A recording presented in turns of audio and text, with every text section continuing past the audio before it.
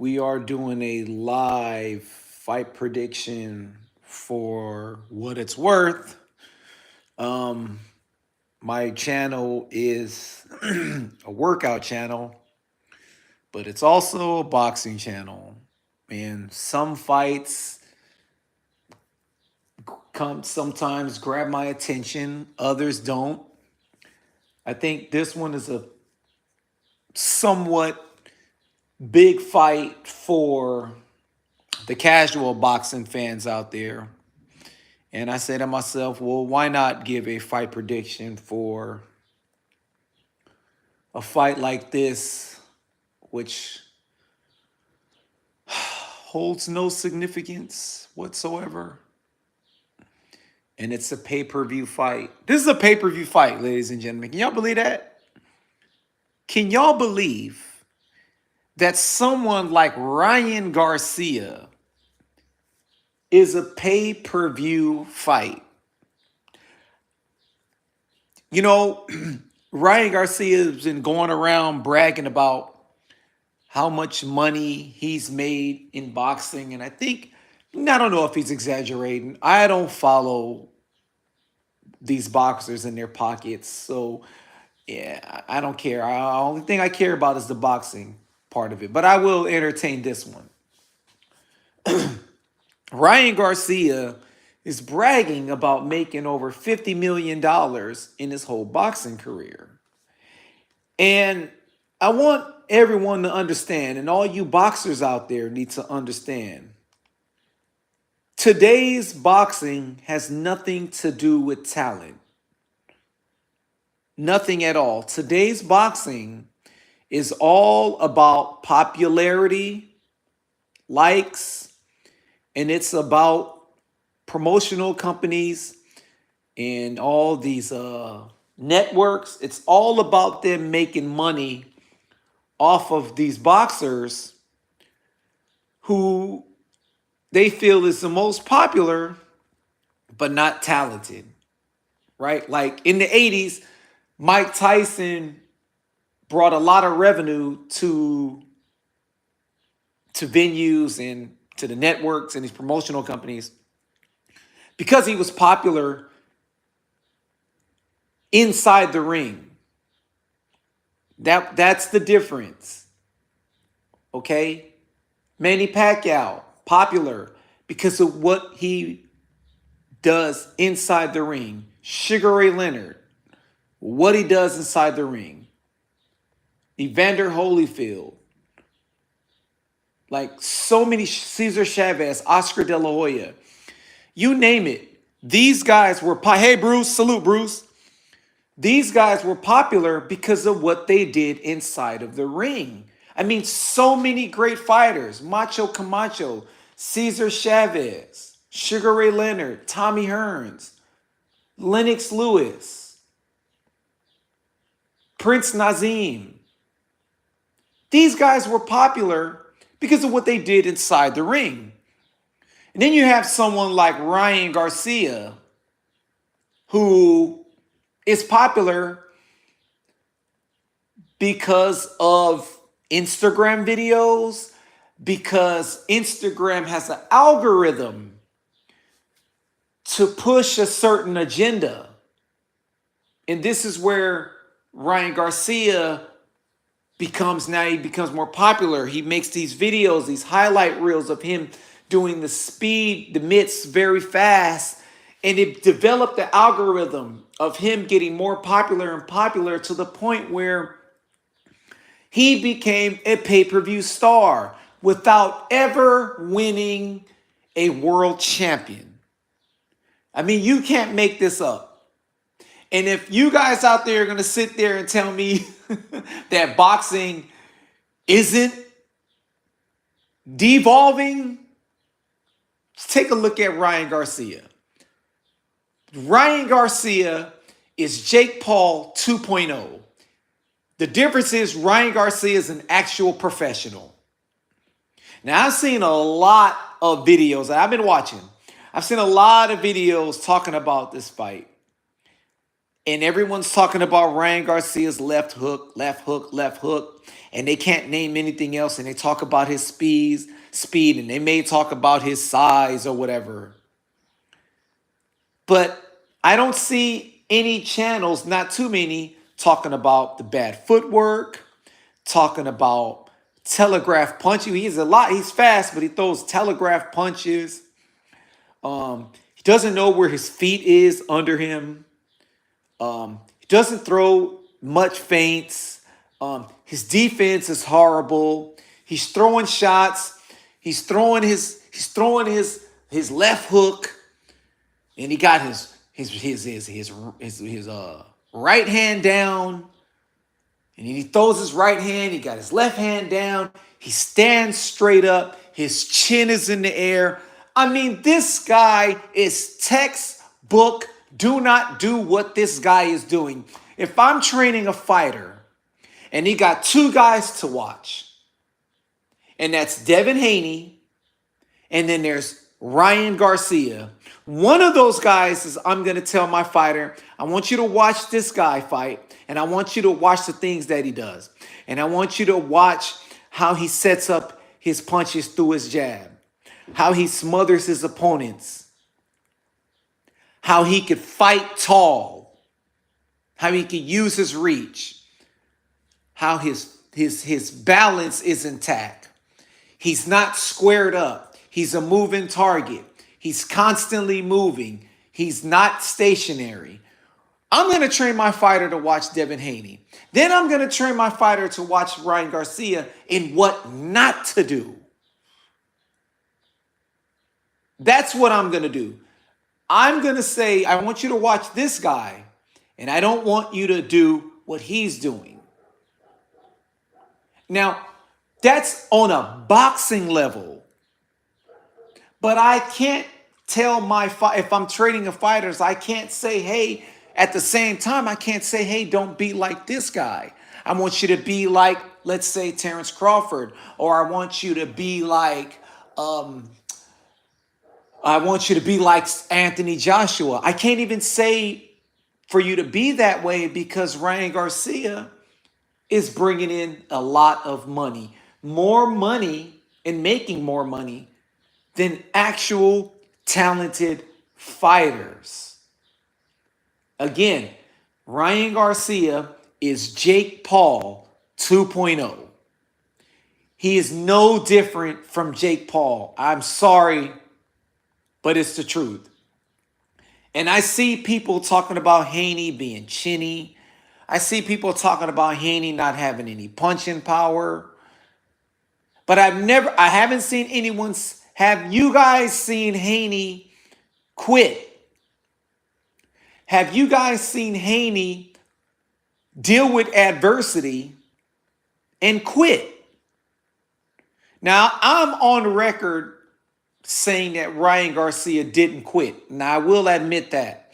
I think Ryan Garcia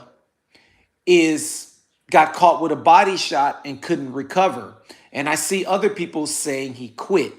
Now, here's my take on that. Okay? And it's better than him quitting. He's just not that good. He's just not that durable. He caught a body shot and he couldn't recover from that type of body shot. Now, there are good body shots out there, and I thought it was a good body shot. But that was a kind of a Hail Mary type of body shot. It was like a spirit of moment. It wasn't like Tank Davis set that up and put a lot of, his whole body into it from up under him. No, it just was a reactionary punch, and Haney got caught with it. A top quality and elite fighter would have taken a knee or whatever and got up, shook it off, and do what you do when you get hurt as a professional. You run around. You tie the guy up. You do whatever it takes for this guy not to get on top of you and beat on you. That's what you do. Ryan Garcia, on the other hand, like you guys say, oh, he quit. No, I don't think he's that good enough to quit. He didn't have to quit because Ryan Garcia is not that good. And that was a cherry pick for Tank Davis, and it's a cherry pick now for Devin Haney. And I understand, like my sister Lisa Bell say, Devin Haney is just using Ryan Garcia for popularity, to get more popular, to get more followers, and to take the next step in another pay-per-view fight. Listen, without Ryan Garcia, this pay-per-view fight, it was not going to sell. And it probably not going to sell as much because of the opponent, which is Devin Haney. So now you have someone pretending that he has mental issues, pretending that he has a problem, pretending that he's not focused in Ryan Garcia. Every antic that Ryan Garcia is doing for the camera, for Instagram, is all to sell the fight. Ladies and gentlemen, stop saying that he has mental issues. Stop saying that he has to see a neurologist. He doesn't have to see a neurologist. He doesn't have to see a psychiatrist. He doesn't have to see a counselor. There is nothing wrong with Ryan Garcia. He is trying to sell the fight. And Haney is going for the ride. I wouldn't be surprised if these two guys are friends. Listen, when Ryan Garcia was in Haney's face and Haney mushed him or whatever, Ryan Garcia celebrated it. He celebrated it because he wanted that reaction. That's not someone who has mental issues. He is conscious enough to know, I'm going to get under Devin Haney's skin. And I'm going to do it on purpose. That's someone who doesn't need a psychiatrist. That's someone who is doing what it takes to sell a fight. And a lot of you fighters out there, you guys should follow the blueprint. It's so many fighters out there that's boring. Hey, listen, Terrence Crawford is one of the best fighters in this era. He really is. But he can't sell tickets. Why? Because he has a boring personality outside of boxing. Now, to many of us diehard fans, oh, he's great. He's a loving family guy, takes care of his kids. He's not into the riffraff out there. You don't see any smut on him. The guy is a perfect athlete. Kudos to him. Much respect to him. But for the casual fans out there, the guy's boring. It's just simple in that. Ryan Garcia isn't. Ryan Garcia, after this loss, and I might as well go on ahead and say it. I got Devin Haney winning, be it decision, be it stop on cuts, whatever it is, I got Devin Haney winning. But let's be real. It's not going to stop here. Ryan Garcia is going to elevate into another pay-per-view fight against another guy that's going to beat him, possibly beat him. Because he is the ticket seller. He is the ticket seller, and these guys know it. Listen, guys like Bernard Hopkins, Oscar De La Hoya. Let me talk about Oscar De La Hoya. Let me talk about Oscar De La Hoya. Oscar De La Hoya is an opportunist. Oscar De La Hoya missed his boat with Canelo, or Canelo left. That's Golden Boy. They're gone. He needed Ryan Garcia. When Canelo left and went to DAZN and signed that deal, it's it for Golden Boy. Right? That's it for Golden Boy. So, with that being said, Ryan Garcia is now the money person. And Oscar De La Hoya knows, okay? I want you guys to understand this. And Timothy Bradley has talked about it. Paul Malignaggi has talked about it. Chris Algieri has talked about it. A lot of fighters who are honest talked about it because Oscar De La Hoya can't be honest because that's his fighter. Okay? So Oscar De La Hoya can't for Golden Boy. All right? He can't do it. He knows that Ryan Garcia doesn't have the goods. He knows that Ryan Garcia isn't talented. How many trainers did Ryan Garcia go through? Do you know why he went from trainer? It's because they can't work with him. And while they're working with him, oh, he's fast, he's quick, he got power. They all say the same thing. Until he leaves, then, well, he wasn't that good. Then the honesty comes out because now they're not getting a paycheck. That's what this is all about, okay? That's what this, I can't believe that my bro, Bruce Gas, don't have a wrench. So you already know Bruce Gas is getting a wrench all day. All day. So now, Oscar De La Hoya knows. I just seen an interview where Bradley was really honest. And he talked about Ryan Garcia and his skills. It's not there. If Devin Haney happens to get clipped and he loses, I want everyone to throw everything out the door about what Devin Haney is, because that's just a complete hype job. He's just a complete hype job then if he loses to Ryan Garcia. I mean, he shouldn't. Ryan Garcia, listen, when he fought Tank Davis carried that guy. I know when a fighter carries someone, okay? I've been watching boxing for a long time. Tank Davis carried Ryan Garcia, okay? He took his time and he carried him. Tank Davis could have took this guy out within 4 rounds if he wanted to. This guy made so many errors from the big mistakes from the beginning, since the beginning of the first bell. He carried him. And I'm on record saying it once again. I typed it in videos, in comment section, and I'm going to say it right now. I have a feeling that Devin Haney is going to carry Ryan Garcia so that it could be exciting. I think Devin Haney could stop this guy on cuts. Listen, we talk about Devin Haney and not having any power.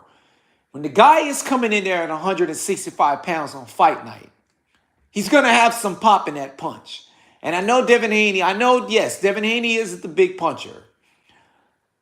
But 15 knockouts out of 31 wins is actually not that bad. If you average it out, that's 50% knockouts on his records. That's not bad. That's more than Paulie Malignaggi. And he's bigger than Paulie Malignaggi. He's heavier than Paulie Malignaggi.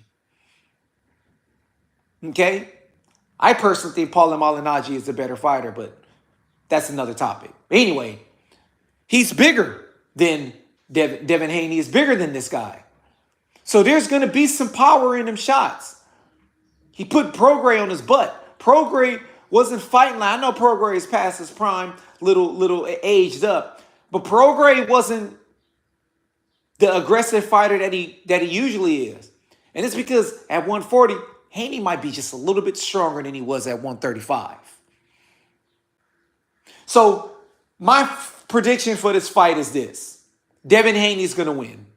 I think Devin Haney is a better fighter. I think he's 10 times better than Ryan Garcia. I think Ryan Garcia sucks. I think there's amateurs that's better than Ryan Garcia at 135 and 140. I think there's guys in boxing gyms, in your local boxing gym that's coming up that's better than Ryan Garcia. I don't see anything special about Ryan Garcia. You could go to any boxing gym. There's guys in there just as fast as Ryan Garcia. There's guys in there just as quick as Ryan Garcia. Has the same punching power, has the same left hook just like Ryan Garcia, except they don't have the engine behind them like Ryan Garcia. That's all it is. I got Devin, the MOBC has Devin Haney winning this fight easily. And I think after this, hopefully, Devin Haney will fight a better opponent, a top quality opponent, and not a popular opponent. Hopefully, we get a Pitbull Cruz or a Matias. The fight that I personally want to see the most, I want to see Devin Haney and Teofimo Lopez. I know a lot of people give a lot of slack to Teofimo Lopez, but let me tell you, my opinion, Devin Haney and Teofimo Lopez are the two best guys at 140.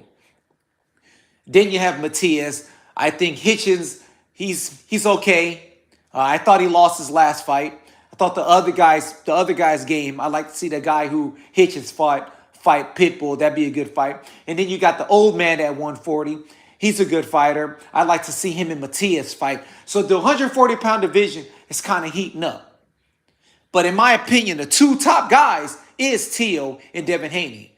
And I still believe, and I know that Teofimo got this easy fight coming up. And I hope Teofimo's there mentally. I hope Teofimo Lopez is focusing really hard in boxing. Because in my opinion, when Teofimo is on top of his game, like when he fought the kid, I forgot the kid, the Taylor. When he's on top of his game, Devin Haney, Teo's on fire. That's the Teo that I want to see fight Devin Haney. You know what I'm saying? I've been wanting to see that fight for years. Yeah, I want to see Devin Haney and Tio. You're forgetting Matias. I want to see Matias fight the old man, and I want to see the guy who just fought Hitchison fight Pitbull Cruz. We should like that'd be a good card. And then can you imagine Haney and Tio? I mean, this would be such a good fight. And I know that Haney's going to be heavy. He's going to be strong. But I have a feeling that there's just something about Tio that I feel like he might pull it off against Haney. He just might pull it off. It all depends on what he could do with the size of Haney. Because not only is Haney a good fighter, he has the size over these guys. He was a big 135 pounder, and he is a big 140 pounder. And I've always said, when he was fighting at 135, he's easily, naturally 147 pounder. It's just that they know that he doesn't have the power to fight at 147. So they campaign at 135. And look at it now. The 147 division is kind of weak. He could have a few more fights at 140, and he can move up to 147. Because I'm sure by the time he moves up to 147, Boots, he's not going to be there. Virgil Ortiz is already fighting at 154, I believe. Stanionis is probably going to be fighting at 154. So the 147-pound division is on a low. And it would be perfect timing for Devin Haney to go up there and do big things. I don't know. But I got Devin Haney winning. Salute to my bro, Bruce. I had to give you a wrench because you deserve a wrench. Love your channel. I love what you're doing with the OG talk. I love when you got Tim Witherspoon on there. I love the quiz shows. I love the jazz shows. Everybody subscribe to Bruce, Boxing, Jazz, and more. Subscribe to my brother Bruce, Boxing, Jazz, and more. Subscribe to my brother, the Jedi, the Boxing Jedi. Subscribe to my brother, Brian Harkin. Subscribe to Hardline Boxing, a.k.a. the Boxing Librarian. Subscribe to UGC. Subscribe to 1-2 Kid. These are the people that I watch. You understand? And if I forgot about you, I'll put you on the next one. Salute.